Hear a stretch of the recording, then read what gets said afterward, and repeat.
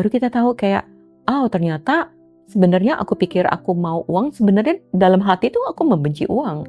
Aku membenci nih orang kaya yang membuat aku mereject uang Iya, gitu iya, kan. betul. Juga nggak berpikirkan lagi tentang uang. Saya hanya menikmatin dari apa yang sudah saya pilih. Saya tidak menyesalin, saya tidak hidup dalam ketakutan. Terus tiba-tiba begitu saya pulang, saya punya kelas di Bandung, 3D Body Class itu sekitar 20 orang lebih. Dan uang itu bahkan lebih daripada apa yang sudah saya keluarkan. Yang berkesadaran dan tumbuh. Yang bukan hanya tentang dari dada ke atas, tapi untuk seluruh. Karena selama ini, saya hanya memilih pikiran saya. Saya hanya memilih untuk mengisi pikiran saya. Tapi saya lupa untuk berinteraksi bersama dengan tubuh saya. Dia lupa untuk memilih diri dia. Dia pengen anaknya bahagia, tapi dianya nggak pernah Nah, bahagia. gimana kalau misalnya yang nyebelin itu adalah anak buah kita gitu? Ya sama. Kalau kita pengen anak buah kita bahagia, kita perlu menjadi energi bahagia. Enggak.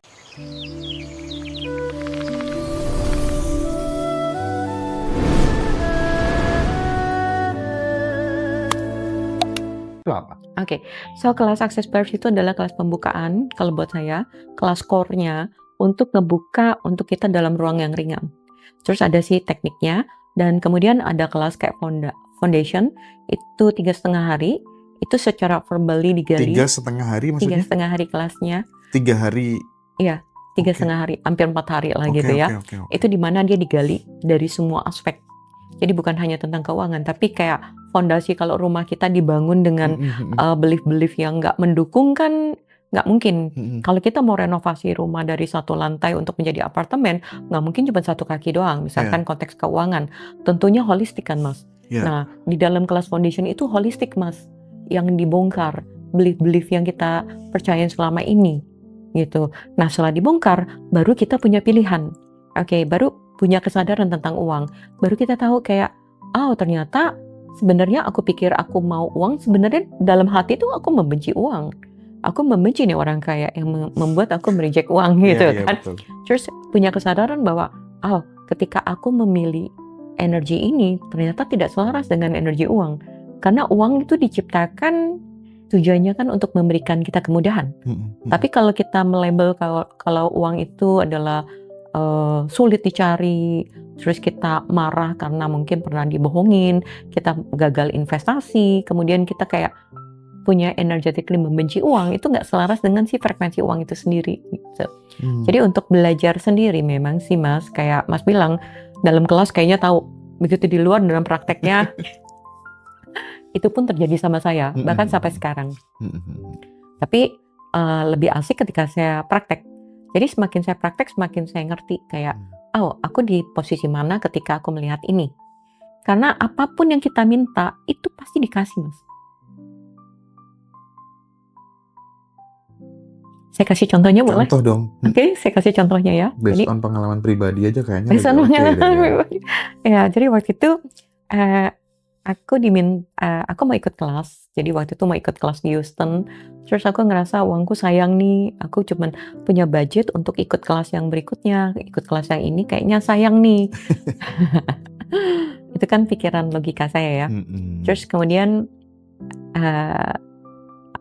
terjadilah satu di mana visa saya untuk ke kedutaan Amerika untuk interview, tanggalnya itu diundur, mepet banget dengan tanggal kelasnya. Terus di sisi lain saya bersyukur, oh iya ya, kan uang saya mau dipakai, terus kemudian saya harus interview dan tanggalnya diundur, kayaknya saya bersyukur sama Tuhan, kayaknya belum waktunya gitu kan. Kayak memvalidasi kan realitas saya. Tapi di sisi lain saya juga penasaran, tapi ini kelas manggil-manggil saya gitu ya. Sebenarnya ada apa sih? Dan setelah saya bertanya itu, 5 hari kemudian saya ketemu orang. Jadi waktu itu saya kelasnya waktu di Budapest, dan kemudian saya ke Paris, saya ketemu dengan orang yang ada di Paris. Di dalam kelas, saya dipantarkan sama orang Rusia. Terus saya ngobrol sama dia. Terus kemudian saya tanya, hey kelas apa yang bikin kamu grow dan bikin kamu expand hidupnya? Saya bilang gitu kan. Terus dia ngomong, Conscious Source, Conscious Riders. Aduh, saya mau ikut kelas itu tapi saya ragu sama uangnya. Terus kamu ngomong lagi. Berapa sih Mas? Waktu itu berapa? Saya waktu itu sekitar lumayan sih Mas. Oh lumayan ya. Lumayan. Terus saya bilang, maju, saya nanya terus gitu saya ketampar 2 kali nih sama semesta. Padahal dia udah manggil kelasnya, terus yang kedua kali saya ketemu sama Iya, orang iya, ini. iya. Akhirnya Terkonfirmasi ya iya, akhirnya ya. terafirmasi kan Heeh. langsung. Terus kemudian saya bilang, "Oke, no matter what, I choose this class. Heeh, heeh. Nggak peduli apapun saya milih kelas ini." Dan akhirnya saya ngomong sama orang agent saya untuk, "Masukin lagi dong Mas," aku bilang gitu, "tolong masukin lagi, saya urgent tanggal sekian saya ada workshop soalnya." Saya minta sama akses surat pengantar untuk saya ikut kelas ini, jadi dimajuin interviewnya. Dan itu terjadi Mas, langsung dimajuin Mas tanggalnya. Dan buat saya, wow, ketika saya milih, berubah realita. Nah, itu yang pertama Mas, itu tentang interview. Terus yang kedua, teman saya ngajakin saya ikut kelasnya untuk terbang pakai business class. Saya bilang gini, kelasnya aja udah lumayan, belum lagi hotel, belum lagi yang lain-lain. Iya. Dia minta saya untuk ikut kelas bisnis. Saya mau milihnya ekonomi, gitu kan. Nah, jadi yang terjadi apa Mas? Tuhan ngabulin doa saya. Jadi Tuhan ngabulinnya adalah dia beli kelas bisnis tuh harga sekian. Terus kemudian setelah saya dapat visa, saya cek ke dalam aplikasi, harga kelas bisnisnya itu 3 kali lipat. Terus saya bilang, kayaknya Tuhan dengar suara saya deh. Saya nggak mau beli, terus ini alasan saya untuk kenapa saya nggak beli. Jadi saya bilang sama teman saya, saya nggak bisa beli, karena harganya tuh 3 kali lipat dibanding yang udah kamu beli. Terus dia bilang, kayaknya nggak mungkin deh. Saya deg-degan kan, saya kepengennya sih semesta ngasihin saya untuk nggak beli gitu kan. Terus saya deg-degan, terus gitu saya ke travel agent, saya WhatsApp, saya bilang, hey bisa nggak bisnis kelas yang jamnya sekian kayak teman saya yang udah beli. Travel agentnya menjawab seperti apa yang saya mau Mas. Dia bilang apa? Full. Bisnis kelas di tanggal segitu full. Terus saya bilang, wow. Saya punya alasan untuk saya tidak beli kan. Saya ngomong lagi sama teman saya. Terus dia bilang, travel agent saya bilang ini bisnis kelas full. Padahal saya bersyukur, aduh thank you, saya mau belinya ekonomi gitu kan. Terus disitulah terus kemudian saya bilang, Vena, apa yang lagi kamu bohongin ke diri kamu gitu kan. What lies yang kamu telling ke yourself gitu. Kebohongan apa yang kamu ceritakan pada diri kamu sendiri. Itu saya baru ngerti tentang Access Tools. Oke, terus saya diam sejenak, saya cuma bilang, kebohongannya adalah saya takut saya nggak mampu. Terus kebohongan kedua, saya single parent. Kalau nanti hidup saya ke depan gimana? Karena nggak ada yang mendukung saya atau mensupport saya. Kebohongan apa lagi? Disitulah saya merenungkan semua sudut pandang saya. Oke. Dan ketika saya clearing semua sudut pandang saya yang berat, terus saya bilang gini. Jadi netral kan? Karena sesuatu yang berat itu saya udah lepaskan dengan clearing tools. Kemudian saya duduk, saya relax, saya ringan. Baru saya tanya, kalau saya memilih kelas bisnis gitu kan, apakah bisnis kelas yang saya pilih ini akan kontribusi untuk kehidupan saya? Terus saya dapat ringan banget gitu. Ketika ringan, terus saya bilang, oke, saya bersedia untuk memilih. Dan ketika saya memilih, saya cek lagi ke travel agent, dan saya cek ke web, itu harganya bahkan lebih murah dibandingkan teman saya beli sekitar 4 juta. Dan saya bilang, wow, saya nggak mau, Tuhan validasi. Saya memilih, Tuhan memvalidasi. Dan bahkan Tuhan mensupport saya kan, untuk bahkan bisa beli lebih murah. Jadi saya bilang, jadi selama ini, permintaan kita itu tervalidasi loh Mas. Setuju. Tapi kita nggak sadar gitu. Bener. Iya, jadi sejak saat itulah kesadaran saya terbangun. Oke. Dan menariknya setelah saya pergi, saya ikut kelas, saya enjoy aja kelas waktu lagi di Houston dan segala macam. Saya udah nggak berpikirkan lagi tentang uang. Saya hanya menikmatin dari apa yang sudah saya pilih. Saya tidak menyesalin, saya tidak hidup dalam ketakutan. Terus tiba-tiba begitu saya pulang, saya punya kelas di Bandung, 3D Body Class itu sekitar 20 orang lebih. Dan uang itu bahkan lebih daripada apa yang sudah saya keluarkan. Itu tuh saya langsung percaya bahwa, ketika saya memiliki kesadaran, ternyata semesta akan mensupport saya untuk saya lebih berkesadaran. Tapi yang jadi masalah itu kan bisa terjadi di Vena, di Hendra. Yes. Tapi kenapa nggak di semua orang? Apakah dalam prosesnya kamu yakin sama diri kamu? Pertama, apakah jadi kayak kita order sesuatu sama semesta. Di dapur kan lagi dimasak. Dan selama dalam proses, kan setiap orang jangka waktunya berbeda. Apakah kamu meng-cancel dengan cara ragu, takut, marah, sedih? Jadi kita selama ini tuh rajin minta, tapi juga rajin cancel. Yes. Karena tadi mungkin kita tidak sadar, kita kecanduan di dalam marah, sedih, takut, nggak berdaya, nggak percaya sama diri sendiri. Mm-mm.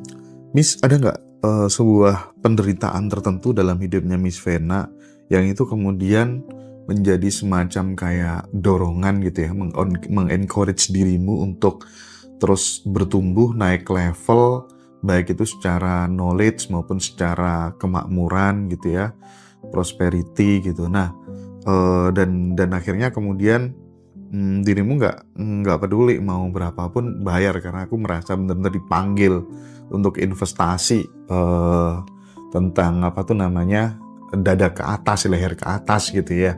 Itu kan nggak semua orang dapat kesadaran itu gitu. Mungkin bisa dibagikan ke teman-teman semuanya supaya tahu urgensi belajar gitu, biar naik level itu tuh memang tangganya kayak gitu gitu. Oke. Kalau kepahitan, apa ya? Saya bahkan kayak yang saya pengen bagikan adalah kayak sesuatu yang ringan, sesuatu yang bahagia. Oke, Ternyata sip. yang selama ini kita nggak pernah pilih Oke, gitu ya. boleh. Dan kemudian ketika saya milih, ketika saya milih dan membuat saya bertumbuh, dan itu yang mau sharingkan sama teman-teman, bahwa kamu punya pilihan. Dan kamu punya pilihan yang berkesadaran dan tumbuh. Yang bukan hanya tentang dari dada ke atas, tapi untuk seluruh. Karena selama ini, saya hanya memilih pikiran saya. Saya hanya memilih untuk mengisi pikiran saya. Tapi saya lupa untuk berinteraksi bersama dengan tubuh saya. Saya lupa untuk include tubuh saya dalam creation saya di bumi, gitu. Dan ketika saya tahu itu, kayak saya sharingnya tuh kayak pengen semua orang happy ngerasain seperti itu. Bagaimana jika bumi ini diisi oleh manusia yang berkesadaran, yang nggak ada trauma, nggak ada drama, tapi dipimpin juga oleh orang yang berkesadaran, oleh para negarawan. Karena dimulai itu dari diri kita kan ya Mas. Kita nggak perlu menunggu orang lain untuk berkesadaran. Paling tidak ada 1-2 orang yang memilih berkesadaran, mengubah realita kita. Yang saya rasakan adalah ketika saya berubah, kehidupan saya berubah, relasi saya dengan anak saya berubah. Ya, yang dulu saya pikir anak saya karena single parents, dan saya pikir anak saya nggak ada ayahnya, bagaimana dia akan bertumbuh gitu kan. Dan ketika saya berubah, saya happy, dan anak saya tidak membuat signifikan lagi.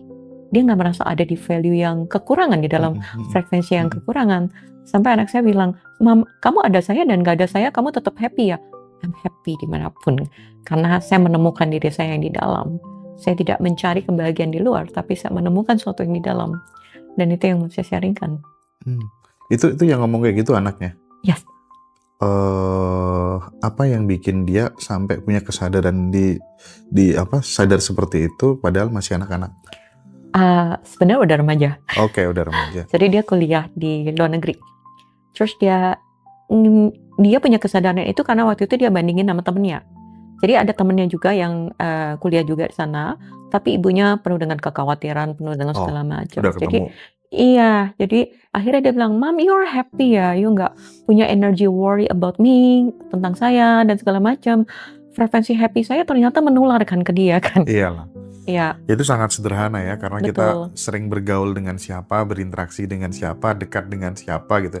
Apalagi dengan maminya sendiri gitu kan. Iya. Jadi kualitas seorang mama itu ya mencerminkan anaknya juga gitu. Iya, kadang-kadang kita pikir anak kita harus berubah, kita lupa kita yang perlu berubah. Nah, pertama yang harus berubah diri kita. Yes. Even itu tidak hanya anak aja, saya pikir ya, tentang pasangan dan lain sebagainya gitu ya. Betul. Kadang kita sok ngatur-ngatur kali ya. Iya. Aku pengen anakku kayak gini Iya, gitu.